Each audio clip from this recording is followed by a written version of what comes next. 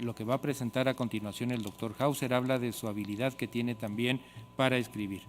Bueno, y a continuación quiero pedirle al doctor Hauser si quiere pasar al estrado para que nos dé su presentación. La cara ríe mientras el cerebro llora, la educación de un doctor. Gracias, doctor Hauser.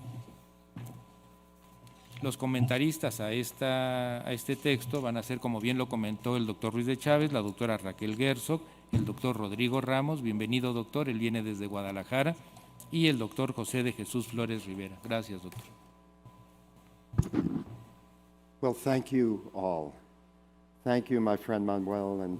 Gracias, amigo Manuel, y gracias a todas las maravillosas personas. Es un gran honor para mí y siempre lo recordaré. Tengo más oportunidades de conjuntar a más personas, no solo de la medicina, sino más allá de la medicina. Y por supuesto el desafío será traer expertos médicos y estudiantes en conjunto, porque el futuro va a ser extraordinariamente emocionante. Me disculpé en un principio, o me disculpo desde el principio de no poder hablar en español. Puedo hablar en francés, pero no en español, así que de primera instancia pido mis disculpas. ¿Me pueden escuchar todos y entender lo que estoy diciendo? Me parece excelente que tengan la posibilidad de la interpretación simultánea. También, gracias por honrar mi memoria, que es un trabajo de amor que ha sido posible gracias a la epidemia de COVID, que si sigue siendo terriblemente horrible, nos dio un poco de tiempo para hacer cosas que de otra manera normalmente no haríamos. Y para mí la memoria es parte de ello. Escribí el primer borrador porque quería expresar un sentido de optimismo para el futuro. Cuánto progreso hemos realizado en la medicina y cómo esto ha ayudado a tantísimas personas. Estaba utilizando mi propia experiencia en la esclerosis múltiple como el ancla para poder explicar esta historia.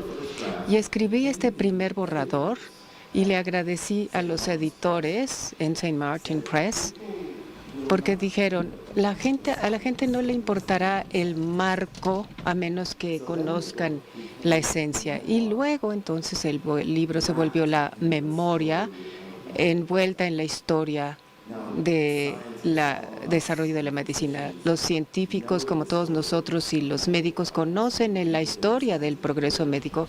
Lo hemos escuchado en la literatura y leído en la literatura, pero quería algo que pudiera ser leído y entendido por el público general. Y en particular, dada la idea de que la ciencia es una fuerza para el bien, obviamente quería yo que la gente entendiera y no se cuestionara los logros y el potencial de la ciencia.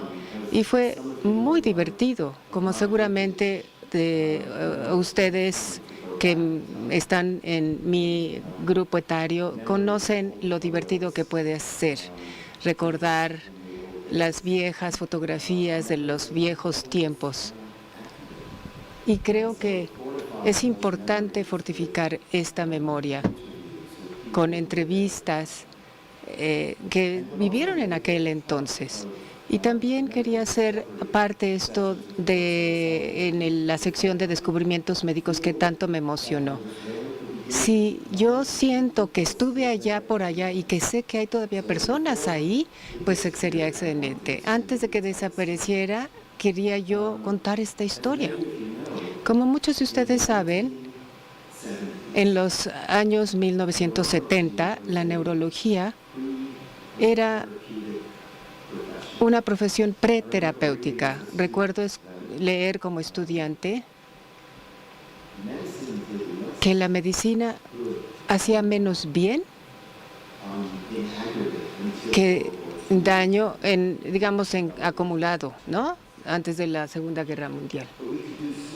Pero podíamos hacer tan poquito en los años 70 comparado con lo que hicimos ahora, que mi familia, y no era lo usual porque no eran académicos, mi madre era de Luisiana, mi padre era trabajaba en Nueva York en algunas tropas de soldados, en fin. Y participábamos en boxeo y algunas otras actividades no profesionales y académicas. Y luego cuando me remonté a la historia, me di cuenta que las enfermedades cerebrales y las enfermedades del estado de ánimo estaban presentes en la infancia. Teníamos un hermano que estaba gravemente con una discapacidad mental y otro desarrolló un tumor. Mi madre tenía un terrible problema que ahora sí conocemos, y los que pudieron leer mi libro podrán darse cuenta que yo también tenía una enfermedad inmune desde la infancia, asma y eczema, que eran causas terribles sin tratamiento, y las alergias y los tratamientos que había para tal no eran mucho mejor que los alquimistas, ¿no? Y le dedicamos muchísimo tiempo a buscar y a cambiar de lugares, pero mi asma empeoraba. Pero recuerdo la amabilidad y gentileza de la gente. Y esto jugó una parte muy importante para cambiar mi dirección y hacerme creer que yo podía realmente contribuir a la ciencia y a la medicina. Y no puedo sobreestimar la importancia o subestimar la importancia de la medicina. Para mí hubo 3 tipos de mentores. Un tipo de mentor eran las personas que describía yo de mi infancia y que no sabían nada, pero que me alentaron y sugerían que me incluso retirara. Otro tipo de mentor no era ni siquiera amable conmigo para nada, pero yo le seguía lo que hacían en la universidad y en la escuela de medicina, en la sala de urgencia, los viernes en la noche o los domingos en la mañana. Ir a ayudar a alguien que tenía el peor día de su vida, con gentileza, con entendimiento, con generosidad. Y el mentor que tenía gran importancia para mí, aquellas personas que veían hacia dónde iba el mundo, que concebían el futuro y que podían ayudarme a pensar que quizá yo podría participar en esa parte del futuro. Así que todas estas son eventos muy tempranos, y conforme escribía el libro, me fui dando cuenta que fue el interés hacia el sistema inmune lo que me ayudó. Y las actividades en la vida de pequeño, de la infancia, a veces son las que nos impulsan para seguir. Y luego, la historia de Andrea que cambió mi carrera. ¿A alguno de ustedes en el auditorio les gusta el béisbol? Hay un libro maravilloso que se llama Julius Joe, del señor Kinsella, que luego se convirtió en una película. Y es una película sobre la historia del béisbol, una película fantasma de un médico viejo que quería ser un jugador de béisbol y que tenía una posibilidad de reunirse con una persona. Y le dijo, casi nadie reconoce el momento más importante de sus vidas, en el momento en el que ocurre. Y creo que es muy importante, y esto fue para mí lo importante. Andrew era de 27, de la Escuela de Leyes, y en 1986 trabajaba ya en la Casa Blanca como abogada en la administración de Carter. y era realmente sólida como profesionista. Y de repente empezó a volverse diferente. Su juicio no era el más adecuado. Se volvió muy platicadora, que no era lo suyo, y seductora también, que no era lo suyo. Y nadie podía entender lo que estaba pasando, así que la llevaron al hospital psiquiátrico en Virginia, en donde se quedó durante 6 meses sin mejorar, hasta que alguien entró una mañana y no podía hablar, la encontraron sin poder hablar. Y entonces se dieron cuenta que este era un problema neurológico terrible, y fue trasladada a Boston para ver al Dr. Fisher, el gran neurólogo. La primera persona que vemos cuando entramos a la sala de urgencia es al residente, y en ese caso era yo. Y recuerdo a esa pobre joven en una cama de hospital, con los padres a su alrededor, la madre llorando y el padre tratando de ser fuerte. Y recuerdo haberme dicho, este es lo más injusto que he visto en la medicina. Y eso es lo que me comenzó a llevar a la vía de pensar en la esclerosis múltiple, porque no había tratamientos en ese entonces, casi no teníamos nada disponible. Y para mí fue una travesía de 45 años hacia el desarrollo del tratamiento que cambia la fases de la enfermedad y que cambian la vida de las personas. Y como profesional científico en el laboratorio y en la clínica, polinizando los dos mundos al mismo tiempo, no puedo subrayar con suficiente fuerza la importancia de los científicos que son médicos reales, pero que también están interesados en la ciencia y que ven a pacientes, y cómo conectar los dos mundos. Fueron grandes descubrimientos a lo largo de esta trayectoria, pero también hubo muchos aspectos ineficientes, y hablaré un poco de ello en mi plática, porque estábamos persiguiendo un área que todo el mundo pensaba que era imposible desde el punto de vista biológico, y entonces no había manera de obtener fondos del gobierno para estas investigaciones. Y fueron los filántropos y maravillosos y la industria que creían que tenían la responsabilidad de poder encontrar las respuestas para mejorar esta enfermedad. Pero en especial fueron los jóvenes que trabajaban en mis laboratorios que realizaron los grandes descubrimientos, y ellos que son los que merecen el gran reconocimiento de los descubrimientos.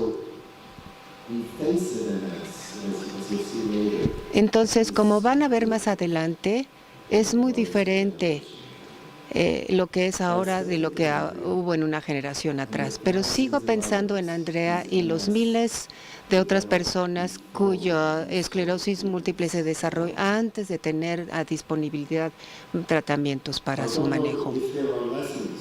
No sé si hay lecciones para los jóvenes que están desde la vía remota visitando aquí en esta reunión, pero quizá un par de lecciones para mí son las siguientes. La persistencia y una piel gruesa son las cosas que hay que tener si vamos a seguir la ruta en la que creemos.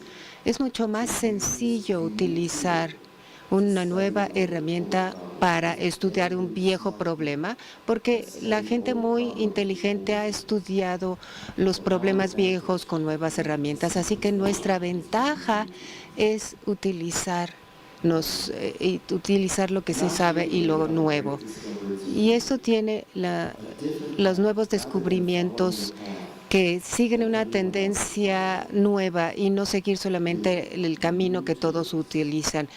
usando nuevas herramientas, ya sea la tecnología de información, ingeniería, imagenología o investigación molecular celular, y llevar a los aspectos neutrales al problema que nos interesa. Eso es lo que hacemos los científicos, médicos e investigadores. Y creo que al remontarme, y podría decir que esto es bastante sencillo, pero no hay muchas personas en la investigación médica comparada con otros lados. De 10,000 personas que hubo el año pasado en otro congreso y otros cientos de miles de personas conectadas por Zoom en este tipo de eventos. Y en la primera reunión de terapia para esclerosis múltiple, invitamos a todo mundo interesado en este problema en el mundo, y solamente teníamos una lista de 32 personas. Imagínense lo que ha avanzado. Y esto constituyó algo muy difícil, pero también crea oportunidades inimaginables. Los jóvenes van a ver y tener la oportunidad de participar en cambios inimaginables y mejoramientos inimaginables de lo que es posible para tratar y prevenir la enfermedad.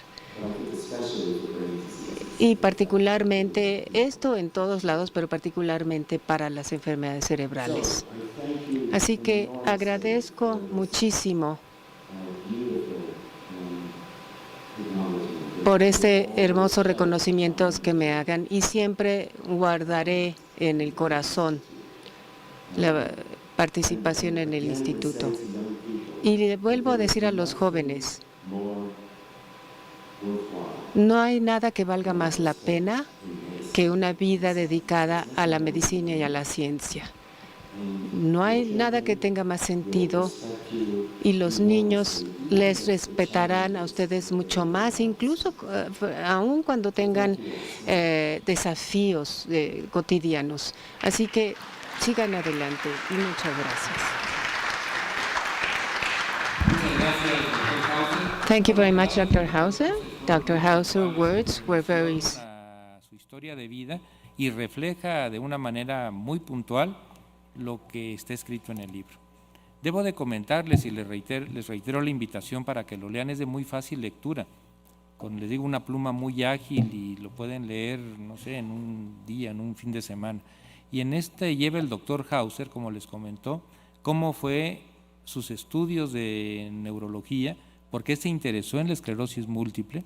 El primer capítulo es el que abre, es la introducción, en la cual él, como comentó, trabajando con el doctor Miller Fisher, vio una paciente con esclerosis múltiple, una chica joven, recién graduada de abogada en Harvard, y que tenía un gran futuro, y tuvo la desgracia de enfermar de esta grave enfermedad. Y bueno, ahí empieza toda la descripción de su vida, de su familia, de su estancia en París, cuando llegó a vivir allá con su esposa, cómo llegó a trabajar, cómo le impresionó el trabajar, bueno, con los franceses, porque él comenta que llegó muy tempranito a las 8 y no había nadie, más o menos como aquí. Y bueno, y fueron llegando más tarde, y bueno, se aficionó así a la comida y a los tiempos en Francia, ¿no? Pero les digo de una manera muy coloquial, como si nos lo platicara ahorita aquí en un grupo de amigos, y luego fue escribiendo cómo se interesó ya en la investigación y las vicisitudes de la investigación clínica. No es sencillo esto, ¿eh? Él también pasó las dificultades que muchas y muchos de nosotros hemos pasado tanto en la investigación como en la clínica, ¿no? La zozobra del estudio de intervención, cuando empezó a utilizar el rituximab para esclerosis múltiple, los resultados, cómo lo fue presentando, y bueno, en pocas palabras, ahorita en el estrado resumió magistralmente lo que viene en el texto. Así que, bueno, un excelente libro, de veras, es una lectura muy recomendable, sobre todo, doctora Castro, para los chicos jóvenes en formación o para los residentes de medicina o de neurología, para que vean que la cosa no es sencilla y que es toda un trayecto, todo un camino muy escabroso, difícil, que se tiene que seguir para, bueno, lograr buenos resultados. Así que están invitados a la lectura de este libro.